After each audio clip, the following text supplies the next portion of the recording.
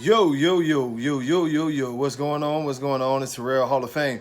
D-Line, TBKC, and all that sweet, beautiful, wonderful shit.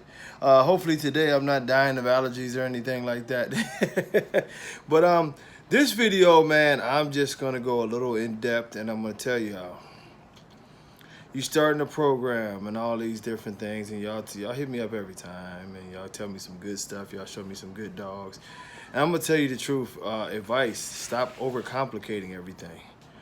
What I mean by that is, like, what was it? I would say a little over 10 years ago. You know, for good and for bad, I dedicated myself to making sure that I would never fit into that mold of some of these people who were trying to overcharge everybody for dogs and who were trying to, you know what I mean, destroy the breed by getting into a pricing contest and all these different things. And, you know, ultimately, I think we did a pretty solid job at that. Now, with that being said, you know, of course, you run into different situations. And amongst those situations is the fact that you have people who don't have a ton of money to spend on these dogs, who are trying to make the best program they can make without spending a ton of money. And I'm gonna tell you the truth. The people who don't have a lot of money to spend on these dogs, you know, your pattern really should be the same as the people who have money and are blowing it, but they're doing shit stupidly too. And I tell you this, and I'll use myself as an example, right? Some of you go on my Hall of Fame page and you see dogs there and you like them. You like your Red Bulls and your Denzels and your Mandelas and your Jaxes and your, you know, all these damn dogs, you know, Samsons, and oh man, I love Messiah. I would love to have me a dog like Messiah. I would love to have me a dog like Master Lee, or you know, who is it? Oh, the Judge. I would go, oh man, I would give anything. I gotta have me something like the Judge. I got to have me something. And the funniest thing is, and I'll go on to other people, but I'll start off with myself. I've had situations where I've done pup back deals with Mandela for $500 and a pup back if I really like the female to help people make a nice litter. We've had it, you know, where it was $1,000. It moved up to $1,000 in a puppy back. Then, you know, we end up doing his stud has never really went over $3,000, which is pretty, you know, average for especially for a dog who's producing like he's producing. You know, this dog literally has a champion in every registry, including the AKC, where he has an agility champion, and his dad is the all-time winningest dog in ABKC history. His grandmother, what I'd be great-grandmother, Hallie, is the first ever champion and had the longest streak of wins in the history of the breed. Denzel is the first ever three registry champion. So his pedigree is loaded, you know, loaded to the max. And I made the dog available a lot, like not quite as much as I made Denzel available, but I made him available, you know. And I seen the same people who would jump in my inbox and scream that they wanted a dog like these dogs he was producing fall for the same trap every time. Well, such and such got a lot of, you know, hype. They following him real good. I'll go and I'll do a breeding with him, and you know, I might come back and this, that, and the other, which it makes me no difference. I could care less. But the funny part is when they send me pictures of their dogs later, or you see them posting these dogs and they express their disappointment, or they're trying to go into this mode of convincing everybody by shouting out a name like, oh, this is such and such puppy, straight offspring, direct offspring of such and such, and you look at the dog and the dog looks like shit. You know, it's a dumb way to go. You're breeding off of hype. Throughout this American bully world, you know, it's been that way. Is that y'all, and I'm not saying everyone when I say y'all, but y'all, you know, have continuously went after dogs based off of how much a person promotes it. You know, quite simply, that's all it is. Oh, this will help me sell my puppies. How much it promotes, how much they promote. And the thing of it is I could go through a ton of popular dogs, and I would challenge you, even with their excessive overbreeding, to find all of these great dogs that come off of them. You'll find a few dogs that do well. And, you know, as far as coming back to be puppy milled again. And then, you know, the rest of it, It's like an unsolved mystery. Like, how can you have 3,500 puppies and people only know like 10 of them? That means you were a shit producer pretty much, you know, but we follow this no matter what. We see health issues, we follow it. And this is why programs aren't going anywhere. Now, on the flip side of it, you know, is that I could name like Carlton Pratt's, right? And then I'll tell y'all what I'm doing so y'all get my drift of what I'm saying. Now, Carlton Pratt's with Pratt's Bullies. For, you know, Pratt's does well. You know what I mean? He don't need dogs. He's not ever been a guy to push dogs. He's a professional man, you know, entrepreneur. He's good, you know. So when he had Kamali, he never went crazy on a stud fee. It's like 2,500 or something like that. When he had Sway's stud fee was, I think, like 2,500 or so, something in that range. Then, you know, Nemesis, 2,500 or something, that very normal stud fee. And I think even with Honey Badger, it was even lower. And these were prices that when I checked with him. So, you know, you can't get a Kamali anymore. And I think he retired Sway also. So, but at the end of the day, it was this. It was like this, is that this man was humble in his process to always make his dogs available for good breedings, never try to charge. And the funniest part is when you mention the name Pratt's Pits, you mention King Kamali, you mention Nemesis, you know, you mention a Sway, and the community goes crazy. Those some badass dogs. King Kamali might have been one of the best dogs ever. Yada, yada, yada, yada, yada, which I agree with. But guess what y'all did? Y'all had an open opportunity to use a great dog, but because he wasn't overpriced, you were willing to turn around and pay for an overhyped dog that wasn't the same quality. That's why these programs is fucked up. That's why this breed is where it's at. Most people, if you talk to the majority of the people in the bully community, they will never have a bad word to say about King Kamali. You might hear some dumb shit now that they say, well, that's a classic now. But that's just the junk breeders trying to find a way to be junk breeders. But, you know, he was always and will always be considered to be a top-notch dog. So with that being said, why didn't you guys try to get with Pratt's and use him? Why didn't y'all try to get with Pratt's to use Sway, which was a King Kamali's son, bred to Bulicious, a Nemesis daughter, two of the greatest dogs in breed's history.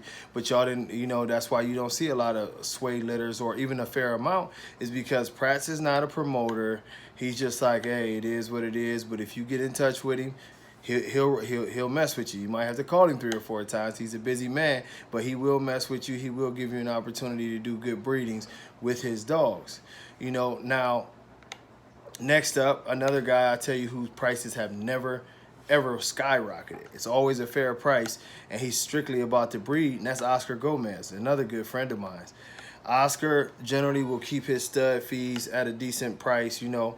I remember now he made Mufasa, but Mufasa's stud fee, you know, for the most part was always 2,500. I don't know if it elevated over the last year of his life or so. It was 2,500 or less. Oscar kept his, you know, his studs at, you know, 2,500, 3,500 on some nice legendary studs, you know, top-notch blood. On top of that, he can show you DNA profiles, like I think up to 9 generations back now or something crazy like that, to where you know his dogs are coming from the original stock and not mixing anything in there. So, I mean, he's 100 with it. But, you know, not only is that, Oscar has a bigger name because of the WBA, which now he has the WBA registry, and different things of that nature. And we've seen Mufasa, and we've seen Romeo, and of course we know a lot of his other dogs, you know, Pumbaa, what he's got, Punisher, go back to the Chief, and all these dogs that he's had. You know, he's pretty much the king of Excalibur blood. And he's never overcharged people, but a lot of y'all don't vibe with him. A lot of y'all will not go, you know, and hit up Oscar to try to help y'all make a good program. But y'all, when y'all see his dogs, oh, that shit's bad as fuck. But because when he picks up the phone, he doesn't tell y'all 10,000 for a stud, y'all feel like that, hey, well, I'll probably have to do something else because that's stupid shit. Now, And I'm just being real with y'all. The blood is out there. Now, not only just by the bigger name breeders, but think about this. If you had a chance to get a hold of Denzel's brother, Rome. Now, Rome made the mother of German Ruger, who, in my opinion, I posted him on his page, one of the nicest dogs ever. You know, Biggie, which was another Denzel littermate, he had a great run. He put up some nice-ass dogs himself. But, you know, some people just have great blood. They have great pedigrees. And so many of y'all are chasing for names that y'all missing out on opportunity to do solid breedings just by searching for a name. I got to have this certain dog.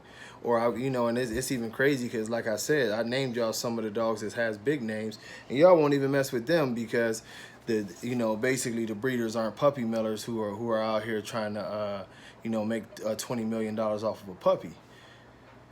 This is how you stay behind. You know, this is how you stay behind.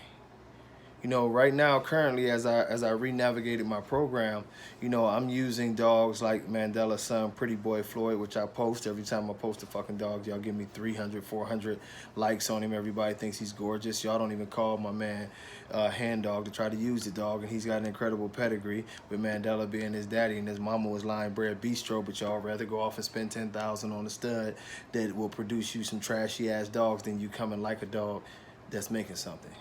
It's dumb as fuck. But I guess Hen would have to pump his stud fee up to, you know, $8,000. Then y'all, okay. Now I can use him. It's dumb as fuck, man. You know. But Hen has always kept his stud fee at I don't want to quote it, but I know it's $2,500 or below. The dog is a grand champion now, incredible pedigree, beautiful tri male. Some people still like that. The beautiful tri. He's a beautiful tri. Y'all don't fuck with him because it's not over pushed, you know, and he's healthy. You know. Even with some of the more extreme dogs that y'all like, they got brothers that's very nice dogs, and y'all won't use them because that's not the one being pushed and being lauded and whatever, and he might be too clean or correct for what y'all like. So, but you know, this is why the game is screwed up. Now, I'll tell y'all some of the dogs, like I said, I brought in Pretty Boy Floyd. I'm gonna be getting 2 straws off of him here in a week or so. Then you got, you know, a dog like Diamond State Bullies has, y'all forgive me because my brain be dragging. I know too many damn dogs. But Diamond State Bullies has Alonzo. Alonzo is line bred Denzel, you know what I mean? Got the Twisted Bistro in there, beautiful. Even has the half a face like Denzel, just a lighter fawn. Bully dog, great conformation, has it all. You know, they are very nice people, show people. Actually, she's a judge. Great people, you know. Y'all not messing with them. Why? Because I guess, and then y'all, I'm just shaking my teeth, y'all see. I'm doing these fast. I'll tell you about that on another video, but I feel good. But, you know, Lonzo's a beautiful dog. Pedigree's impeccable. I think Lonzo is like either 3 or 4 times Denzel. He's got the bistro behind him. It's just a beautiful pedigree, man. Now, you know, people ain't beating their door down to use him, and he's impressive looking.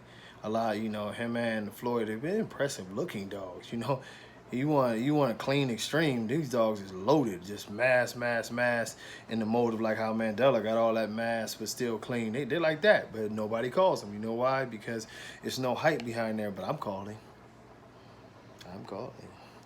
You know, another dog, well, I'm calling Pratt's back. Me and him talked, you know, over a year ago. But I got to get some of that honey badger that he got. You got Excalibur in there. He's a Sway son. So like I told y'all, Sway was, Bolicious, was the Nemesis daughter, bred to King Kamali. And that made that blood is impeccable. How could you have Excalibur, King Kamali, and Nemesis in one pedigree, and y'all motherfuckers looking for a stud? This shit ain't as hard as y'all make it out to be, man. The thing of it is, stop following the hype and start studying these pedigrees. And I'm telling you, I could take 2, and those dogs have a name, so no disrespect at all. Those dogs definitely have a name. But I could take some no-name dogs with great pedigrees and make better dogs than 99% of the shit out here, because the pedigree will push and drive this shit. I find a good specimen. I don't care if you don't know him. Y'all know Paco, but most of y'all didn't know Toxic. If you compare Paco and Toxic, a lot of people like Toxic more than Paco because he had more size. They were both incredible dogs. It just depended on your style of what you like. But Toxic was a bad one. Y'all don't know nothing about him. Paco is legendary for a reason, and I'm definitely not taking nothing away from Paco. As y'all seen, I'll put him on my all-time greatest list. But it's the mentality. It's the mentality that you're looking for popularity instead of looking for quality. This is why your shit is bad. I'm gonna tell you another dog that I'm about to cause I loaded up on straws because I got some other stuff. I got girls. Like one of my girls is a very heavy line bred, edge blood, real nice edge blood off of Illinois stuff. She's bitch is about 100 pounds. Not that tall though, but still 100 pounds. She's about, I think she's right in that 18-inch range, but right around 100 pounds, big ass 24 plus head now. And, you know, so I wanted to take her back to some stuff. That's why I'm doing some of these studs, but I'm really cultivating my look and dealing with pretty much strictly my blood, Paco blood, you know. It's all intertwined with my blood, but those are the outs. This one fly is going to get on my damn nerves. But at the end of the day, you know what I mean? Now, this other dog that I'm bringing in is a dog I posted many a times. It's a dog that I produced. His name is Gannicus, a.k.a. Gan Man. Listen to this pedigree. And not only this, Gannicus is probably the best structured dog I've ever seen. But he's smaller. You know what I mean? He's pocket. You know, but ripped up, shredded. His side shot is impeccable. I mean, he is incredible. And I've seen a lot of American bullies. But when I tell you that Gannicus can go stand next to any of them, I'm talking about Ruger, whatever. They're different sizes. So you know, but just the frame of the dog, blow you away. But anyway, I'm bringing, you know, I'm bringing a few straws in off of him and doing some breedings with him. But listen to this dog's pedigree. He's a Denzel son. We already know what that leads to. Now, Gannicus is actually, his mother is a Pee Wee daughter. Y'all look that up. If you don't know who Pee Wee is, you look it up. Legend. Some of the best blood out there, has produced a national champion and grand champion Clydesdale himself. So, you know, Pee Wee was that dude. Pee Wee, that dude, trust me, made some of the nicest, widest chest you've ever seen. Incredible face. Look him up, Pee Wee. But anyway, it was Pee Wee bred to King Kamali's mother, littermate sister. So basically, it was like taking Pee Wee and breeding it to King Kamali, King Kamali's mother. But y'all get what I'm saying. They were littermate sisters. The blood is the same. Pee Wee bred to King Kamali's La Femme Nikita, her littermate sister. Now, you know, this is what he's made out of. A bitch from that to Denzel. The pedigree is impeccable for all y'all that like real bullies, edge blood, and it can give you the size. This dog has, you know, that structure, and it carries good muscle and everything. So with him, you know, with him being more in the smaller original pocket mode to where he's got the wide chest and everything, but I want to add mass, I'm just going to take something with that incredible pedigree behind it. I know Pee Wee throws size. Pee Wee's a big dog. And I know Denzel has the size behind him, so as I wind that around, I'll take that dog and I'll run him to that big bitch I was telling y'all about. That's another edge product, the same type of look. We'll create well-structured 100-pound bitches that carry my look. It's that simple, you know? But this is another dog where the brother's not charging you an arm and a leg, but he's got a great dog, and he's produced champions and everything else. You know, I could go down the list. I could take y'all all over this country of nice-ass dogs with nice pedigrees that's doing their thing, you know. Ruben Cortez out there in Florida, he's doing his thing. Nice dogs. Ruben ain't trying to crack nobody's head. Big, beautiful, clean dogs. But that, if you looking for a name, Ruben ain't got it. Ruben is another businessman who spent half of his life out on the road. But when you talk about badass dogs, Ruben got them. You know, you go up to Chicago, my man Bobo Starsky. He got a lot of my blood in his stuff too, but he's got some nice ass dogs. Very clean, very consistent. People ain't kicking Bobo's door down because Bobo don't fit in the cliques and he's not one of those guys. But the lesson and the moral of the story is that I'm telling y'all, stop chasing the hype. Use your brain. If you liking what you seeing, you want that clean, correct shit, jump on the opportunity. Jump on the opportunity to make greatness. Jump on the opportunity to breed that blood and come out with good, clean, correct dogs that still got size. Stop believing the dumb shit and the hype and this and that and the other. Oh, that dog is this and this and that. No, man. That's a part of the game to get that money up out your pocket and make you believe that it's something better. You know what I mean? It's just like I told y'all before, it's just like clothing, you know. I buy this shirt, and I actually have some of these shirts without this logo on it. Basically, identical shirt without this logo on there, and I buy the shirt for what, like $7 or $8 with no logo on it. You turn around, you put a Cleveland Cavaliers logo on it. This shirt was like $37, $38. Y'all falling for the marketing, man. You know what I mean? I personally didn't buy this shirt, by the way, but I will buy my team gear, but I know what I'm paying for. But it don't make it no more special or nothing. You just representing somebody's brand, you know. For me, it's worth it to represent my team's brand because I roll with them. But if I was just buying a shirt or trying to do something, no. But with the dogs, man, it's very much simple. Either you're going to get in where you fit in and start making good dogs, or you're going to keep on following these people's hype to make them rich. You have to decide what you want to do, because all you do, like I said, Dax, he didn't do anything but make Ed Shepherd rich. You don't see, rest in peace, Ed. You don't see a bunch of people who rocking this Dax blood that became millionaires. You don't see it. You know, it's the same thing with some of the other big name kennels and these guys who, oh, his stud fee is $20,000 and I'm selling a couple spots for $20,000. Oh, this dog is $50,000. It says that. All of the $50,000s and all of the $20,000s and all this shit that they put out there, man. The reality is who do y'all know that's making that type of money besides them? And the reason they making that type of money is because we got foolish people that will believe in the hype and go ahead and breed to that shit, and then they can't even resell it. Trust and believe that. So what I'm telling y'all in closing in this video, do your research, go out and find you some good dogs with some good blood. Don't base it off of price, but base it off of blood. You know, a friend of mine, man, he called me the other day and he just blew my mind because me and him talk a lot. And the one thing he said is, he's like, you know what, I did some research and check this out. He found a stud on a pedigree that the dude don't even breed dogs, don't know nothing about. It was my man Cognac Pope, and he went and found a dog that the dude don't even breed, but got some of the best blood in the game, incredible looking dog, whatever. And he just saw the dog on Bullypedia and another dog's pedigree and said, damn, I got to have that dog. Not because, and the thing of it is when he uses dog, won't hardly any people be able to recognize, oh, who is that dog? That's the question he gonna get left and right. But the breeding that he probably gonna do with the dog is gonna make some legendary type shit, because the blood is so good and the dog is nice. But because of the popularity contest, most people wouldn't even know, because we don't study the game.